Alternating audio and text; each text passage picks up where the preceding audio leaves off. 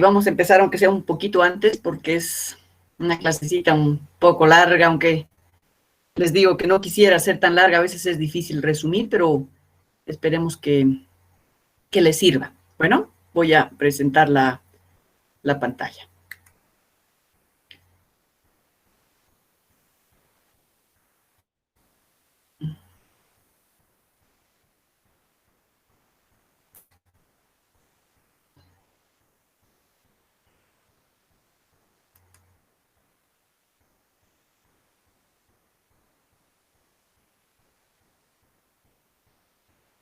Ok, entonces, si me escuchan bien y no hay ningún problema, comenzamos, chicos. En esta oportunidad ya es la cuarta clase y el tema es infecciones del tracto urinario en adultos. La hoja de ruta, para que lleve un poco la cuenta, vamos a hablar de definición de infección, de los diferentes tipos, la epidemiología, que siempre es importante, fisiopatogenia, y luego nos vamos a quedar con un poquito más de detalle en el diagnóstico y manejo de la ITU no complicada y complicada. ¿Cuál es la definición de infección urinaria? Es la presencia de bacterias u otros microorganismos en orina o tejidos genitourinarios que normalmente son estériles. Según la Biblia de nefrología, que es Brenner, esa es la definición. Y si me perdonan un minutito, tengo una llamada, perdón. ¿Sí, buenas noches? Sí. Ahora sí, entonces, justo esta semana me tocó de guardia también, así que ya está movidita la guardia. Ok, entonces seguimos. Esa es la definición y lo más importante es tratar de identificar estos dos grupos, estos dos tipos de infección urinaria, que son la no complicada y complicada. La no complicada supone que se presenta en pacientes que no tienen anormalidades funcionales o estructurales del tracto urinario, tampoco tienen falla renal y no contemplan ninguna comorbilidad. Si queremos ser más escuetos, entonces se trataría de mujeres jóvenes no embarazadas. Ese más o menos es el escenario, esas son las personas en las que cuando tienen infección podemos decir que es no complicada. En cambio, la ITU complicada es exactamente lo contrario. Se presenta en aquellos pacientes que tienen una vía urinaria anormal, ya sea porque son portadores de litiasis, de estenosis, porque tienen catéteres en la vía urinaria o derivaciones, tienen compromiso renal crónico y, por supuesto, son portadores de comorbilidades como son la diabetes mellitus, son inmunosuprimidos, están trasplantados o son personas que tienen el virus del VIH. Normalmente la ITU complicada se verifica más allá de la vejiga, ¿no? Si hablamos de no complicada, también estamos hablando de cistitis en mujeres jóvenes no embarazadas y la complicada suele involucrar a estructuras que están por encima de la vejiga y acompañarse de fiebre, malestar, dolor lumbar. Entonces, es más común una ITU complicada en mujeres embarazadas y en varones. Esas son las poblaciones que sirven como las representativas de una u otra infección. La ITU no complicada también agrupa otro tipo de patologías, ¿no? Que es importante tenerlas en cuenta de acuerdo a esta guía alemana de hace unos 3 años. La ITU no complicada puede ser del tipo cistitis aguda, pielonefritis aguda, bacteriuria sintomática o ITU recurrente. La cistitis aguda es caracterizada por la presencia de síntomas que involucran solamente el tracto inferior, como habíamos visto. y se caracteriza por disuria, polaquiuria, urgencia y dolor suprapúbico. También una ITU no complicada puede interesar al riñón en lo que es una pielonefritis aguda, donde los síntomas, ya sabemos, tienen un componente más general, más sistémico, y tiene que ver con dolor lumbar y fiebre mayor a 38 grados centígrados. La bacteriuria asintomática es también un tipo de ITU no complicada y se hace el diagnóstico cuando un paciente en ausencia de síntomas en un cultivo de orina presenta crecimiento de unidades formadoras de colonia mayor de 100.000 unidades.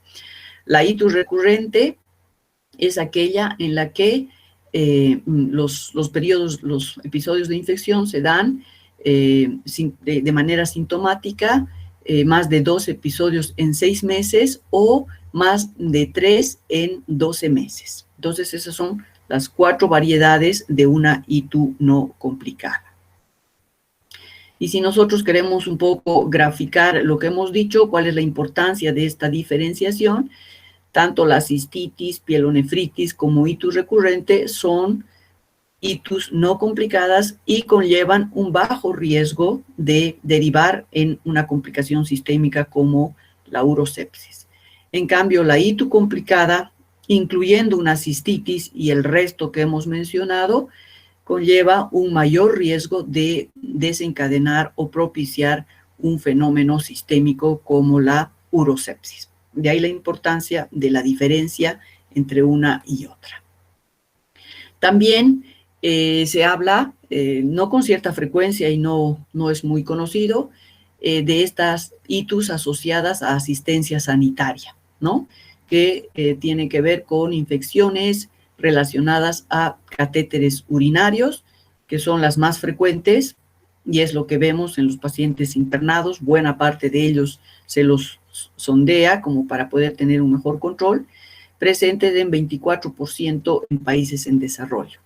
Y comprenden una variedad de las que hemos mencionado, involucrando ya sea una bacteriuria asintomática en un 27%, puede presentarse bajo la forma de cistitis aguda en una proporción similar, o pielonefritis, un poquito menor en frecuencia, hasta urosepsis. Es importante ver que este tipo de ITUs asociadas a asistencia sanitaria pueden condicionar un incremento de la resistencia bacteriana. ¿Cuál es la epidemiología de las ITUs? Es siempre como referencia a Estados Unidos, que es quien arroja muchos números. Infección ambulatoria más común en ese país. Tiene una frecuencia elevada en mujeres jóvenes, eso también es común y conocido por nosotros, en etapa reproductiva, entre 14 y 24 años, pero también incrementa con la edad. Es propia de gente joven, pero también se asocia a personas mayores de 65 años, que puede llevar más de la mitad de casos de infección en comparación con el resto de la población. Se da en gente joven y en gente mayor también. La incidencia de ITU sintomática en posmenopáusicas más o menos es de 10% por año. Y en varones, lo mismo que en mujeres, la frecuencia incrementa con la edad y podemos llegar a tener 5 a 8 casos por 10.000 anualmente. Así que ni varones ni mujeres con el paso de los años se liberan de procesos o eventos de infección urinaria. ¿Cuáles son los agentes etiológicos más frecuentes? Si tomamos en cuenta nuevamente las infecciones urinarias no complicadas y las complicadas, podemos ver que en ambos grupos el germen más común que produce infección es la Escherichia coli. En la ITU no complicada, 2/3 partes de los casos, y en la ITU complicada un poco menos, pero en ambas, no complicada y complicada, es el patógeno más frecuente.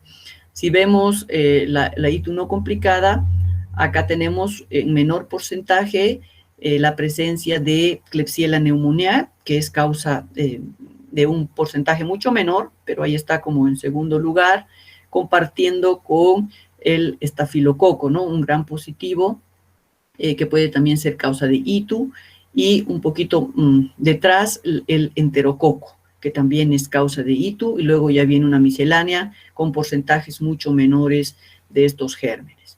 Ya hemos dicho que los factores de riesgo para una ITU no complicada o que están relacionados con estas ITU son las mujeres por el género, pueden también ser en cuanto a la edad mayores o menores. Y en la ITU complicada, el segundo germen que produce infección es la Klebsiella el enterococo, seguido de la Klebsiella pneumoniae y luego en menor porcentaje los otros gérmenes.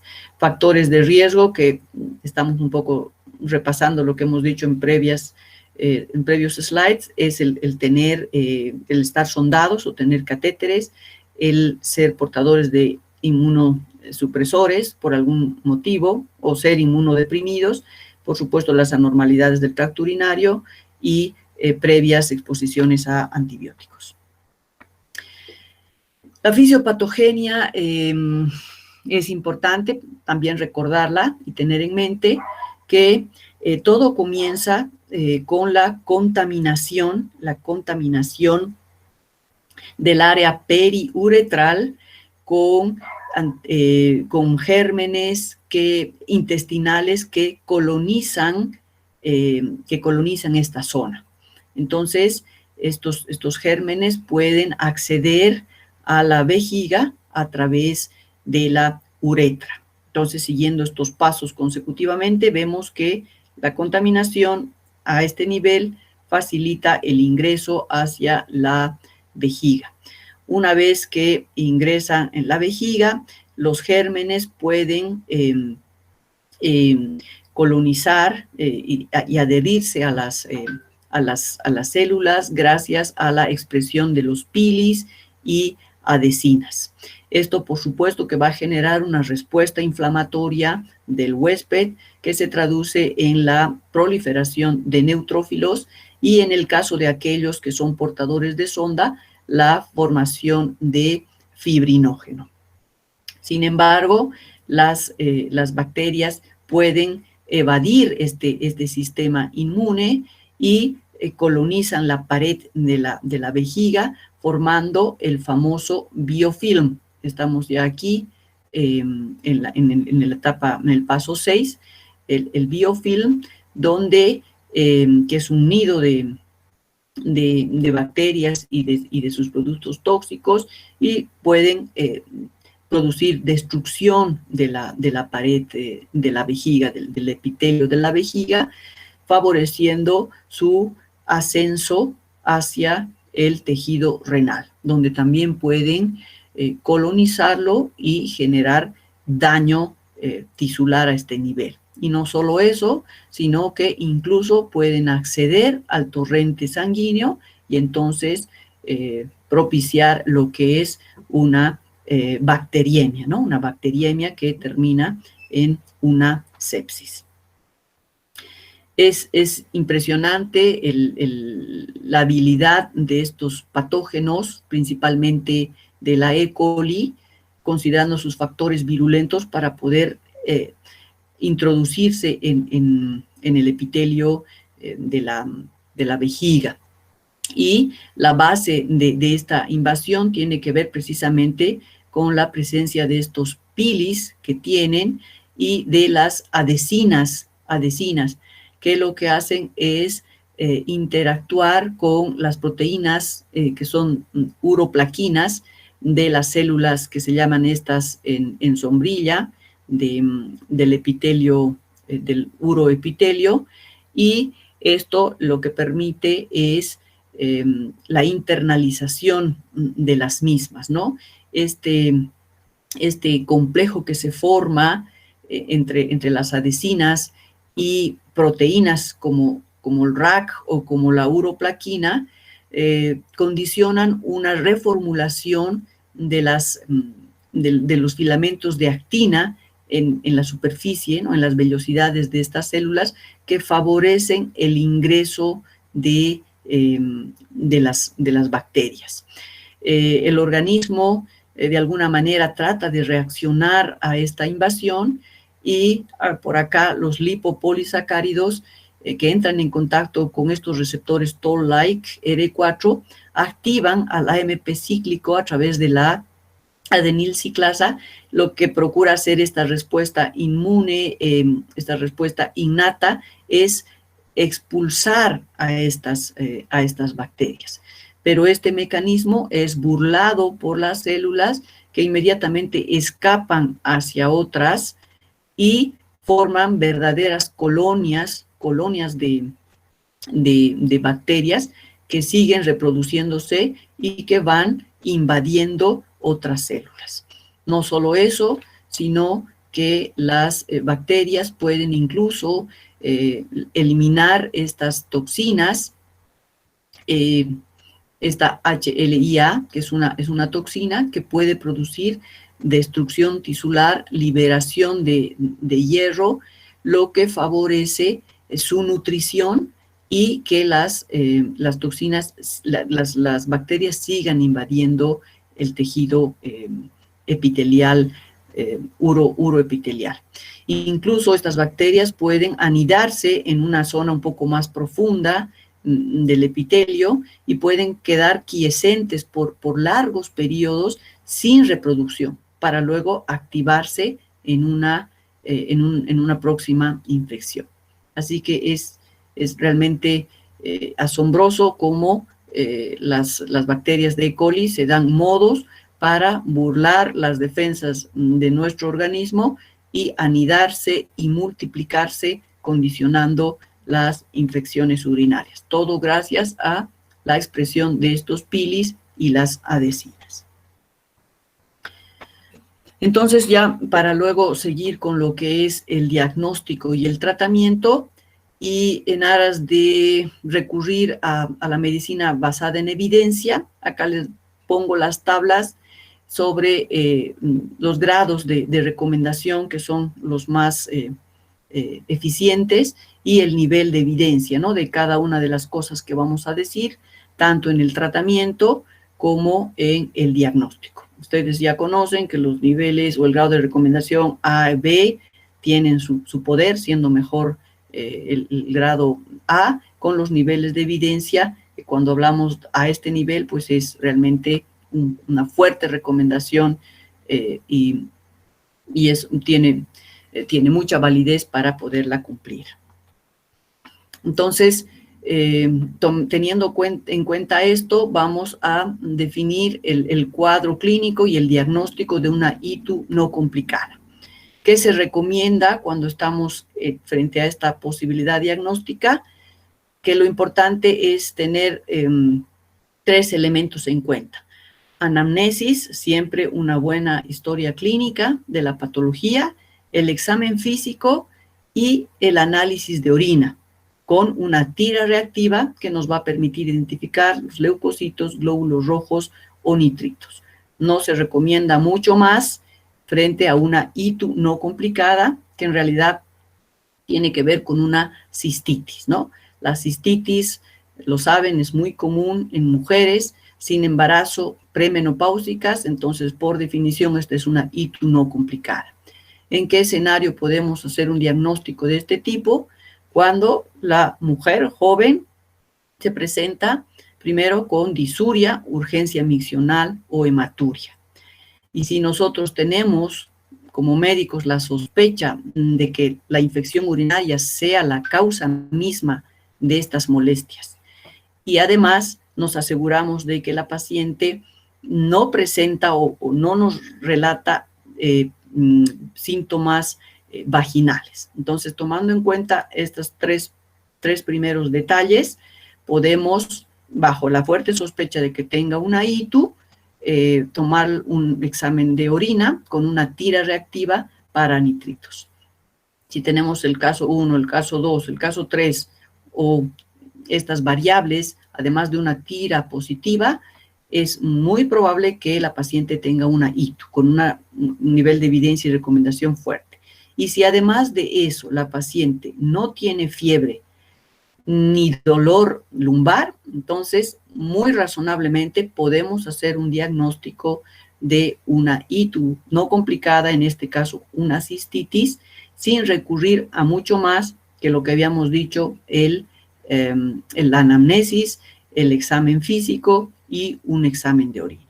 Incluso, como sabemos que esto es un motivo de consulta muy frecuente, se ha desarrollado también otro score, ¿no? Para poder definir si una paciente tiene una cistitis.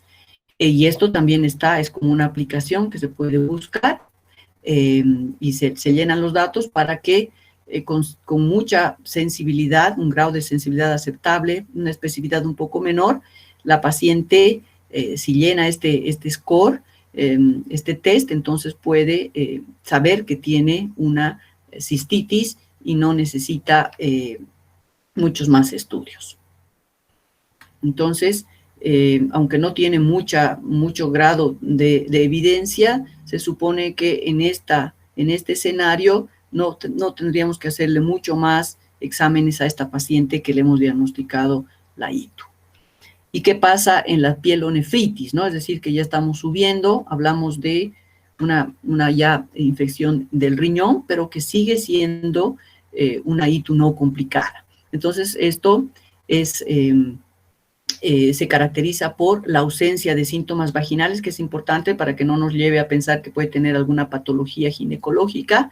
Ya en este caso de ITU, para ustedes, de ITU alta, de pielonefritis, para ustedes es conocido que se caracteriza por fiebre, por dolor lumbar, donde también vamos a pedir un examen de orina y sangre. Pero acá se recomienda además realizar un cultivo. Entonces, con estas armas también de examen físico y con un examen de orina y cultivo, podemos hacer el diagnóstico de una pielonefritis. Acá se habla de que probablemente, en este caso ya hablando de pielonefritis, exámenes complementarios como una ecografía podrían realizarse para excluir factores de complicación, aunque tampoco tiene un nivel de evidencia muy grande. Sin embargo, es lo que normalmente hacemos frente a una ITU alta. ¿Qué pasa con la bacteriuria asintomática en mujeres no embarazadas premenopáusicas? Es una recomendación muy fuerte que en general esto no tiene por qué buscarse. Si la paciente tiene una bacteriuria pero no es sintomática, entonces de rutina no debería hacerse ningún estudio para pesquisarla porque no amerita tampoco tratamiento. Entonces esto también hay que tenerlo muy en cuenta para evitar el exceso de medicación en estos casos. ¿Qué pasa con la ITU recurrente? Entonces, en la ITU recurrente, que ya hemos visto, es cuando se presentan por lo menos 3 veces, hemos dicho dentro de los 6 meses, y en pacientes que además tienen hematuria persistente o detección de patógenos que son diferentes de E. coli, entonces sí se recomienda hacer algo más en estos casos, ¿no? Pacientes que vienen una y otra vez con una infección, en ellas es recomendable incluso hacer estudios un poco más invasivos, como una uretrocistoscopía para buscar la posible causa, además de, obviamente, exámenes tipo una ecografía, ¿no? Y además de un cultivo de orina y esta ecografía, como habíamos dicho. Sin embargo, tampoco recomiendan de manera así de principio diagnósticos invasivos, salvo que esto ya sea algo demasiado repetitivo. Si hablamos ahora de uno de los recursos diagnósticos que es importante en este tipo de infecciones, es el examen de orina, ¿no? Y el examen de orina con la realización de un examen de un procedimiento tan sencillo como es introducir la tira reactiva en la misma para poder hacer la lectura en comparación con este patrón que muestran de referencia en el mismo frasco, ¿no? Entonces hemos dicho que este examen de orina está indicado en mujeres con síntomas mínimos de ITU. La esterasa leucocitaria o presencia de nitritus se asocia con alta probabilidad de bacteriuria. Para eso nos sirve la tira reactiva. en un buen porcentaje. Y una prueba negativa se asocia con menor probabilidad, pero de todos modos tampoco podemos descartar categóricamente, ahí nos va a colaborar mucho el examen físico, pero el análisis de orina es muy importante. En la evaluación microscópica del examen de orina, hay que saber que la toma de muestra es muy importante para que nos dé esa precisión diagnóstica respecto a una infección. Así que tenemos que hacer el recuerdo de cómo se debe tomar una muestra con el aseo pertinente, con el chorro de media micción. Todo eso es muy importante a la hora de solicitar un cultivo para que no nos arroje resultados que tienen que ver más con contaminación. Y sabemos que un cultivo es positivo cuando hay una bacteriuria significativa que supone mayor de 100.000 unidades formadoras de colonia del germen por mililitro. 10 leucocitos por campo o 5 leucocitos por campo en una orina centrifugada. Recomiendan aquí mucho la tinción de Gram, que nosotros normalmente no la recibimos en el informe del examen de orina, pero es muy orientativo y tendríamos que comenzar tal vez a pedir que los laboratorios nos hagan un informe sobre esta tinción. El cultivo, para recordar una vez más, está recomendado en caso de una sospecha de pielonefritis aguda, complicada o no complicada.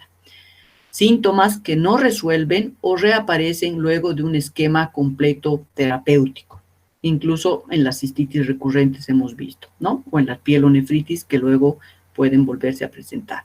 En las mujeres embarazadas es mandatorio hacer un cultivo y también en mujeres que tienen síntomas atípicos. Lo mismo en pacientes que han recibido un tratamiento antimicrobiano en los últimos 6 meses para poder orientar un poco el tratamiento. Entonces, el urocultivo, recordamos que lo que hace es cuantificar el número de bacterias presentes y para poder definir si realmente hay una infección o no. En una cistitis no complicada, que en realidad no hacemos necesariamente, ya hemos dicho, no es necesario el cultivo, pero si en algún momento se lo llega a hacer, basta con un valor de 10 a la 3 de un chorro de media micción para considerar que hay presencia de bacterias. En cambio, cuando hablamos de una pielonefritis no complicada, el valor es de 10.000. Para hablar de un cultivo positivo en la bacteriuria asintomática, el valor es de 100.000. Pero también es cierto que acá hay que tomar por lo menos 2 muestras de orina para poder definir que tiene una bacteriuria asintomática, no solo una. Bien, ¿y cuál es el tratamiento?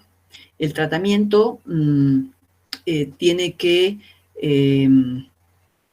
pasar por el conocimiento de la sensibilidad microbiana local y mecanismos de resistencia. Este es un punto muy sensible porque, como venimos repitiendo en nuestro medio, no tenemos la cultura de la investigación y la publicación. Entonces, patrones de sensibilidad microbiana no están disponibles, ¿no? Lo ideal es que cada hospital incluso tenga esos estudios para así poder orientar el tratamiento de una manera satisfactoria. El tratamiento de la ITU no complicada persigue estos objetivos. Promover el uso racional de antimicrobianos, ya hemos visto en qué casos probablemente no tenemos que profundizar ni extender demasiado un tratamiento. Evitar el uso inapropiado, es decir, la automedicación, que también es muy común en nuestro medio por esa venta libre de medicamentos que en algún momento espero se pueda restringir.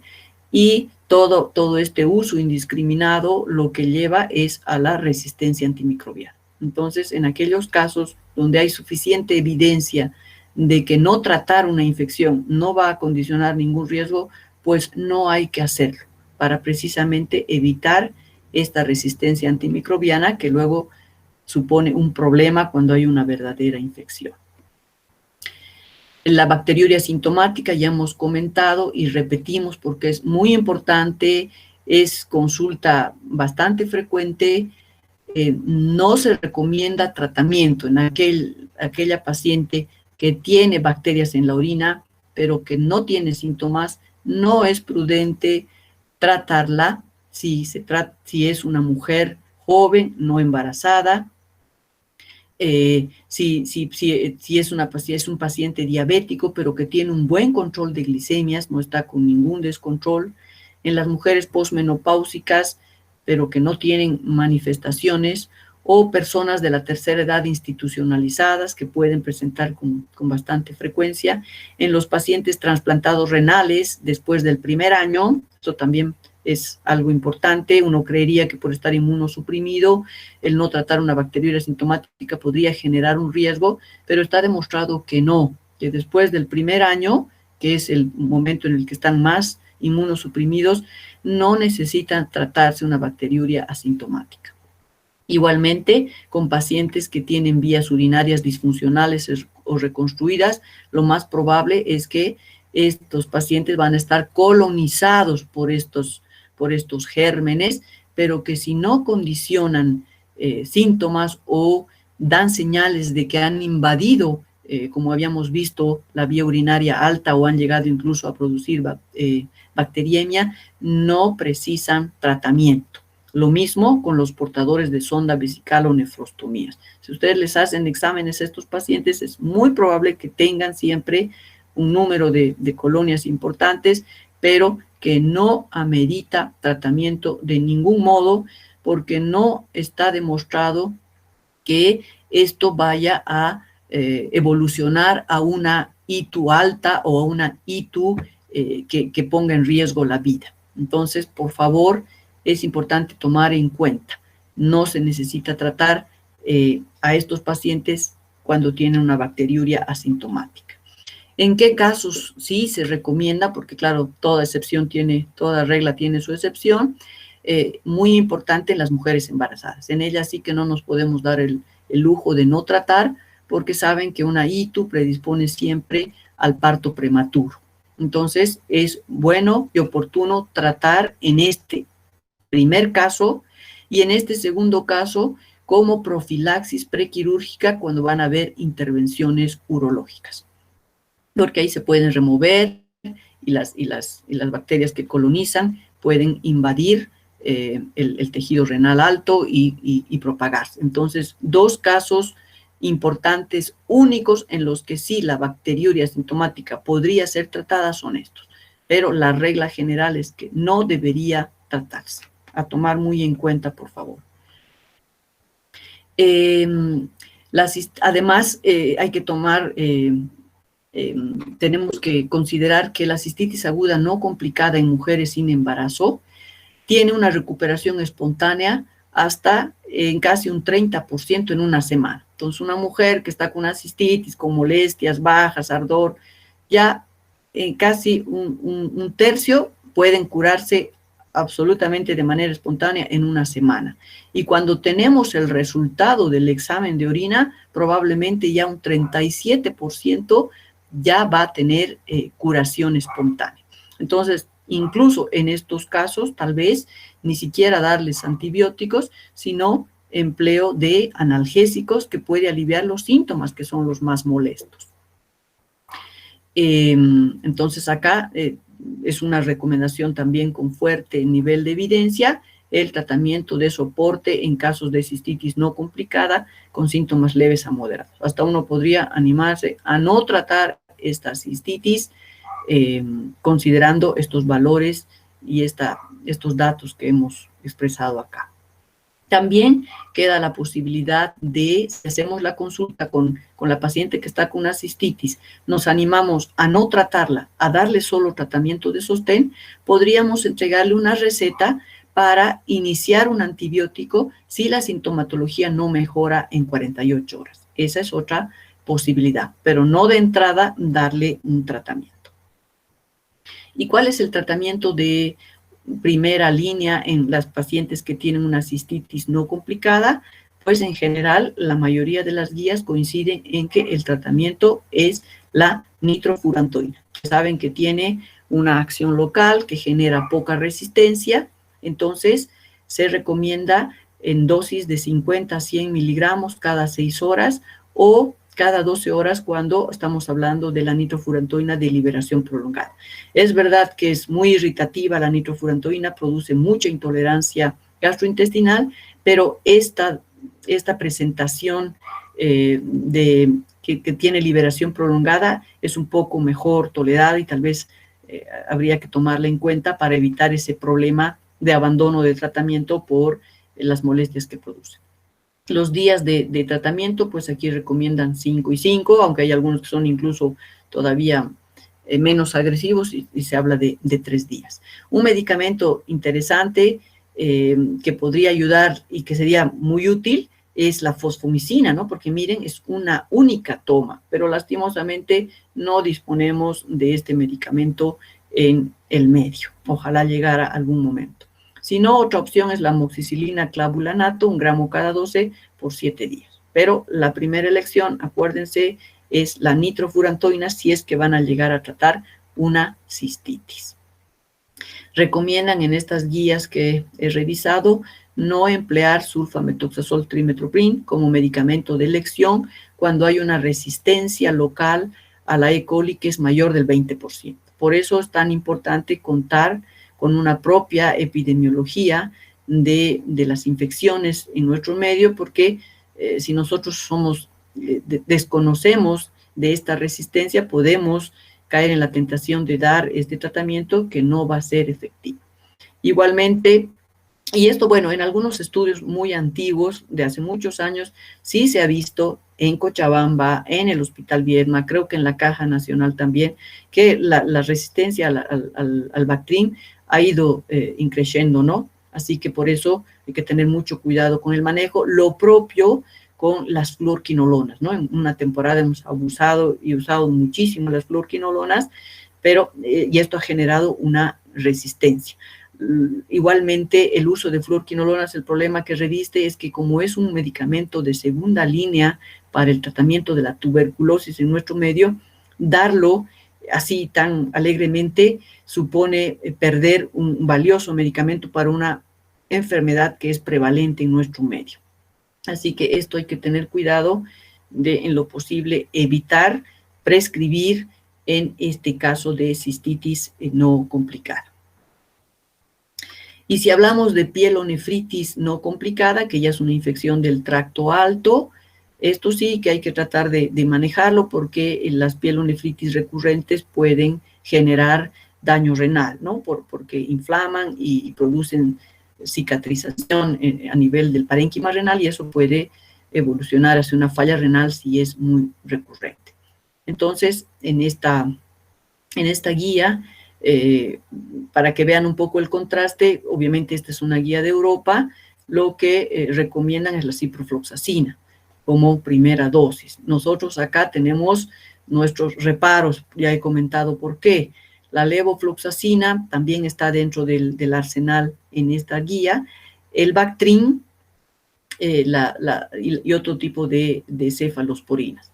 Acá se nos plantea un problema, ¿no? Nosotros tratamos de evitar la ciprofloxacina, la levofloxacina, bueno, no la utilizamos demasiado, pero es una opción, tal vez podría ser una alternativa. Entonces, en estas guías europeas no encontramos una respuesta muy clara para aplicar en nuestro medio. Aquí, bueno, antes de comentarles algunas otras guías, la dosis en este caso es de, normalmente nosotros tenemos ciprofloxacina de 500, ¿no? Que se da cada 12 horas, o la levofloxacina de 750. Cefotaxima en caso de que sea endovenoso. De segunda línea, aquí están otros medicamentos que nosotros no utilizamos muy comúnmente, aunque la piperacilina ya está entrando con mayor fuerza. La gentamicina es una opción, pero siempre teniendo cuidado con la función renal. Y obviamente, aunque sea una ITU no complicada, pero como es alta, incluso podemos llegar a requerir otro tipo de antibióticos de amplio espectro. Aquí tal vez lo que hay que recalcar es que una vez que se ha tratado una ITU no complicada, no es recomendable hacer una orina o un cultivo post-tratamiento, que también tenemos esa tendencia a ver si se curó o no se curó.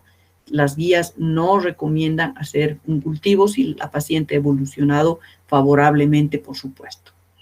Entonces, acá lo que quería mostrarles es que tal vez lo que más utilizamos nosotros y podría ayudarnos, está dentro de estas guías, es la ceftriaxona. En realidad es el medicamento de primera elección en nuestro medio, en el Hospital Viedma. Todo paciente con ITU que no sea complicada, pues recibe ceftriaxona. Aquí, para contrastar un poco, esta es una guía de Colombia, ¿no? Y también habla de la pielonefritis no complicada.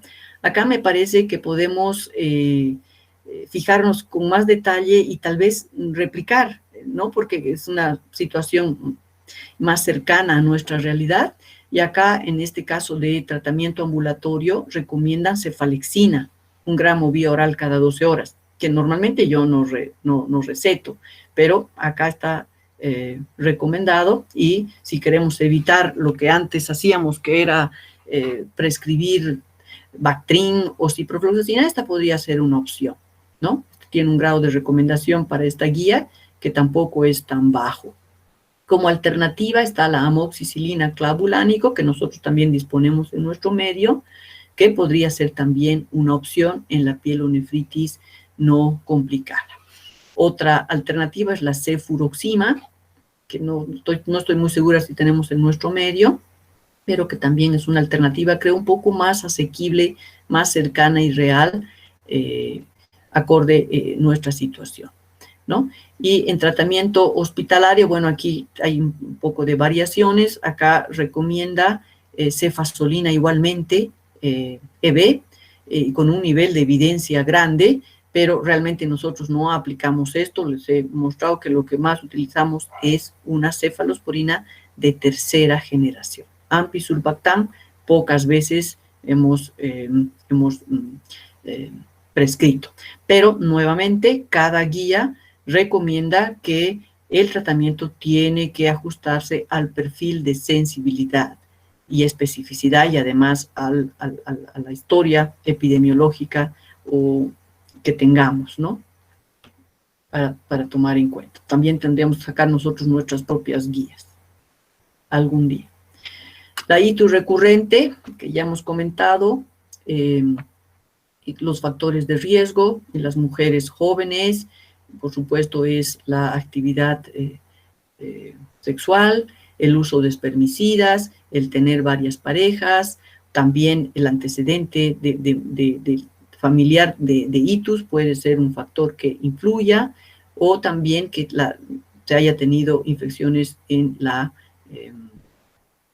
niñez. Incluso hablan de un grupo sanguíneo, de un antígeno, ¿no? Pero esto, bueno, difícil que lo estudiemos acá. En las pacientes que ya son mayores, que son de la tercera edad posmenopáusicas, puede ser un factor de riesgo el haber tenido itus recurrentes en la juventud, la incontinencia, que es también un problema que comienza a quejar a las señoras mayores, o, por supuesto, también tener esa atrofia, esa falta de estrógenos que genera una atrofia y una molestia que es permanente, ¿no? Los cistoceles, el residuo post-evacuación. Entonces, son factores que pueden influir en una ITU recurrente.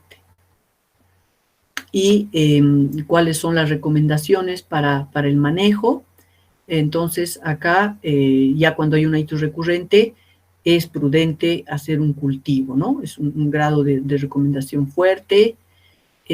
Aquí dicen que probablemente no se tendría que hacer otros estudios en mujeres menores de 40 años, pero es una recomendación débil, o sea que eso va a quedar un poco a criterio del médico. Si en una ITU recurrente, en una joven menor de 40 años, no le pediríamos otros estudios. Lo mismo, se pueden dar medidas higiénico-dietéticas, pero sin que tenga una recomendación, sin que sea una recomendación fuerte. Lo fuerte es utilizar profilaxis inmunoactiva para evitar la recurrencia. En este caso, yo puedo comentarles de esa vacuna, ¿no? El Urovaxón, que es una vacuna con gérmenes atenuados, que la toma de esa medicación, aunque es recontra cara, podría ayudar a mitigar la recurrencia en las infecciones urinarias. También en pacientes que mantienen una vida sexual activa, el uso de la profilaxis postcoital, ¿no? Que es la toma de medicación inmediatamente después de haber tenido relaciones, que podría ayudar. Lo mismo para pacientes que son muy responsables y cumplen la medicación. Si reconocen que están con un cuadro, se le puede autorizar para que tomen un breve curso de antibióticos cuando conocemos cuál es el germen más común que está generando. O sea, un curso corto de 3 días podría ser suficiente para el manejo de una ITU recurrente.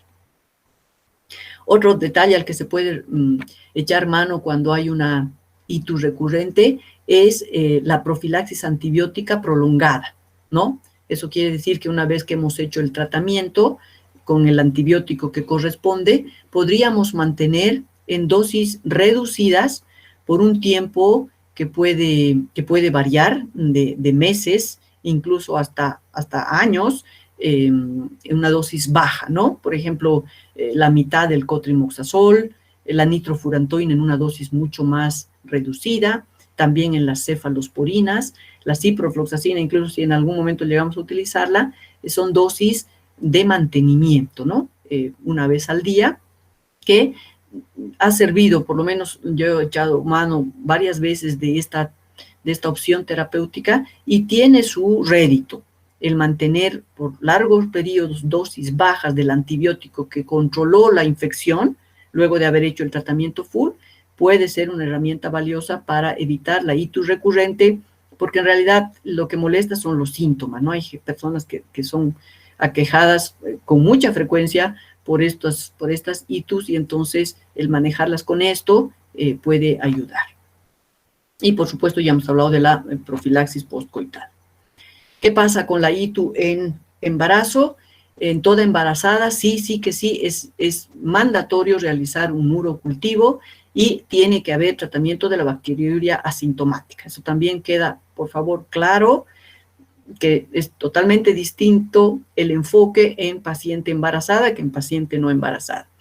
Paciente embarazada con bacteriuria asintomática, con cistitis aguda, que hemos venido diciendo que no se debería tratar, en este caso sí, no hay vuelta que dar por el riesgo de parto prematuro, ¿no? Se puede hablar de un ciclo corto de antimicrobianos por 3 días y claro que tenemos que tener en cuenta cuáles son los medicamentos que podemos ofertar a una paciente embarazada de acuerdo al riesgo que pueden generar dependiendo del tiempo de embarazo, ¿no? No prescribir quinolonas, que están prohibidas por malformaciones durante el embarazo, evitar sulfonamida cerca del parto por riesgo de kernicterus, y tal vez puede considerarse la fosfomicina, que no la tenemos, el trimethoprim, las cefalosporinas son una buena opción, aunque no en el último trimestre. Y ahora pasamos para finalizar a la ITU complicada, ¿no? La ITU complicada ya sabemos que es aquella que se presenta en personas que tienen factores de riesgo, personas que tienen problemas renales, comorbilidades, y el objetivo del tratamiento de la ITU no solo se restringe al uso del antimicrobiano, sino a tratar de manejar el factor que la hace complicada, ¿no? Pacientes que tienen sondas vesicales, que están mucho tiempo sin cambio, entonces hay que buscar, o que tienen una uropatía obstructiva. Entonces en esos casos no solo es antibiótico, sino tratar de identificar el problema que está determinando que esta ITU sea complicada. El tratamiento puede ser por mayor tiempo y puede llegar hasta 21 días y dependiendo de cómo evolucione puede requerirse hospitalización. Entonces, aquí recordamos una vez más cuáles son los factores asociados con las ITUs complicadas. Hemos dicho que tengan una uropatía obstructiva, que tengan un cuerpo extraño, en este caso, bueno, hablan del embarazo, que no tengan un vaciamiento completo, que hayan patologías como el reflujo vesicoureteral o que hayan sido pacientes invadidos recientemente por alguna instrumentación. ¿Cuáles son las recomendaciones en este caso? en estas guías europeas nuevamente se habla de el manejo, en principio, de empírico, ¿verdad? Todo es empírico hasta que se conozca el resultado del cultivo. Aquí plantean como primera línea la amoxicilina más un aminoglucósido, o cefalosporinas de segunda generación más un aminoglucósido, o cefalosporinas de tercera generación como tratamiento empírico, ¿no? Nosotros creo que empezamos siempre por las cefalosporinas de tercera generación, que es la ceftriaxona, que es nuestro medicamento estrella, que es el que utilizamos más. Acá también tienen sus reparos en la ciprofloxacina y recomiendan siempre que hay que utilizarla, pero siempre que estemos seguros que no hay una resistencia mayor al 10%. Entonces, por eso, ojo nuevamente con el uso de ciprofloxacina si no conocemos cuál es la resistencia local, cuál es el perfil de nuestra población. Acá, ya para terminar, chicos, extractado un poco de lo que recomiendan la gente que escribe en el UpToDate, el tratamiento empírico ambulatorio de una ITU complicada. Entonces, una ITU complicada se puede también tratar ambulatoriamente si sabemos que el paciente no tiene criterios de gravedad, ¿verdad? Entonces, en este caso, siempre que estamos frente a la sospecha de una ITU complicada en pacientes complicados, entonces hay que obtener la tinción de Gram, se recomienda siempre. El urocultivo, por supuesto, antes de empezar el antibiótico es mandatorio el urocultivo. Y luego recomiendan valorar factores de riesgo para infecciones multidrogos resistentes por Gram negativos, ¿no? ¿Y cuáles son estos factores de riesgo? Que pacientes hayan estado ya largamente hospitalizados, que hayan o vivan en un asilo o en albergue en los 3 meses previos, que hayan tenido un cultivo previo con un germen resistente o que hayan recibido ya antibióticos de este tipo, ¿no? Las fluorquinolonas, lo que hemos dicho que en general, bueno, acá no usamos, pero aquí sí que usamos las cefalosporinas de tercera generación. Entonces, si hay factores de riesgo para infección multidrogo resistente, entonces lo que aquí recomiendan, incluso en una ITU no complicada, es ya empezar con los carbapenémicos, que es también lo que nosotros hacemos, ¿no? Solo que nosotros no tenemos el ertapenem, ¿no? Nosotros utilizamos el imipenem. Y siempre este es un tratamiento empírico, ¿no? Que se debería comenzar hasta conocer el resultado del cultivo y luego virar hacia lo que nos recomiende el antibiograma. La duración de tratamiento es 5 a 14 días. Si no hemos encontrado factores de riesgo para que estos gérmenes sean resistentes, entonces sí podemos proceder con tranquilidad con lo que siempre usamos, que es la ceftriaxona, o podríamos asociar la gentamicina, pero en este caso nosotros como nefrólogos siempre vigilamos primero la función renal, ¿no? No nos animamos a dar gentamicina de primera sin ver si el paciente no está complicado con una falla renal, que ya hemos dicho que es un factor que caracteriza en general a los pacientes que sufren una ITU complicada. Entonces, pero por suerte tenemos la alternativa de la ceftriaxona, se puede también utilizar, acá vuelven a insistir con esto, trimestoprim, pero nosotros ya podríamos esperar a ver el resultado con nuestra famosa ceftriaxona. Se habla acá del cefadroxilo que tenemos en nuestro medio, que se podría consumir, que no lo utilizamos normalmente, y el amoxiclavulánico es una buena opción, que yo tampoco la tenía muy en cuenta, pero ahora que ya estoy cambiando el paradigma de la cipro y del Bactrim, pues estas son opciones muy válidas. El tiempo de duración es de 7 a 14 días. Y finalmente, cuando la ITU es complicada y amerita una hospitalización, bueno, los criterios de hospitalización de una ITU, imagino que ustedes pueden pueden mencionar algunos, ¿no? Que tienen que ver con un paciente que esté séptico, que esté febril, que esté con inestabilidad hemodinámica, que esté vomitando, que no tolere la vía oral. Entonces, en estos casos, por supuesto, no hay que dudar en internar al paciente y lo mismo, se tiene que obtener una tinción de Gram, un cultivo y un antibiograma antes de comenzar el antibiótico. Eso es muy importante. Entonces, acá mismo, incluso hay que considerar si el paciente está crítico, si no va a requerir manejo en terapia intensiva, ¿no? Porque está séptico o porque tiene una uropatía obstructiva que hay que resolver de inmediato, para lo cual vamos a necesitar el concurso de urología. Si es que hay estos criterios, entonces, mientras hacemos todo lo que hemos dicho, tratar de resolver el problema de base, que está complicando más aún la ITU, entonces lo vamos a hacer mediante la búsqueda o la realización de imágenes que nos permitan descartar estas posibilidades diagnósticas.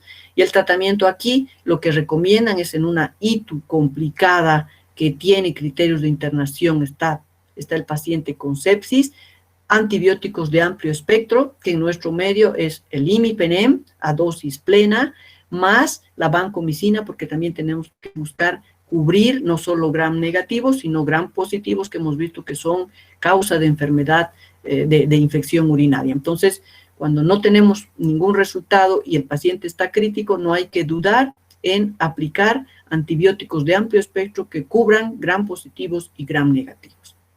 Si el paciente no está crítico, aunque tiene una ITU complicada, podríamos intentar volver a nuestra querida ceftriaxona, pero siempre pendientes del resultado del cultivo para virar rápidamente, y sobre todo si el paciente incluso sin resultado de cultivo no ha respondido favorablemente a esta primera línea de antibióticos, inmediatamente tenemos que hacer el rote de antibióticos, ¿no?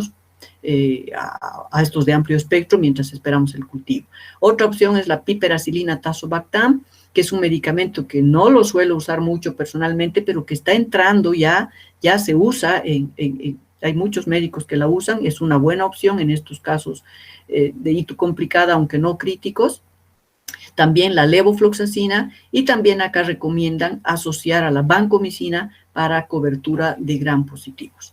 Entonces, la recomendación es que esto, por supuesto, es empírico. Supone un par de días hasta que tengamos el antibiograma y eso nos permita rotar el antibiótico. Lo propio, el ingreso de un paciente crítico y el manejo comienza siendo por vía endovenosa, pero luego hay que valorar prontamente su mejoría y tratar de pasar a la vía oral para irlo descomplejizando. La duración del tratamiento es muy variable, pero se ha comentado también que en las ITUs complicadas puede llevar muchos más días que los que normalmente utilizamos, ¿no? 7 a 10 días, puede incluso extenderse hasta 14 y 21 días.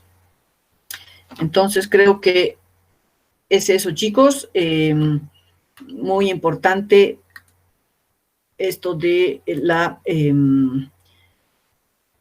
del tratamiento empírico. Y ahora no sé cómo puedo volver para no compartir ya, porque he anulado esa opción.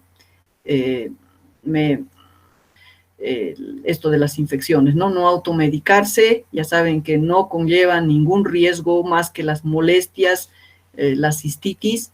Entonces, hay que evitar el abuso de los antimicrobianos que están generando resistencia, y no hay muchos nuevos antibióticos para plantear verdaderas infecciones que luego son un dolor de cabeza.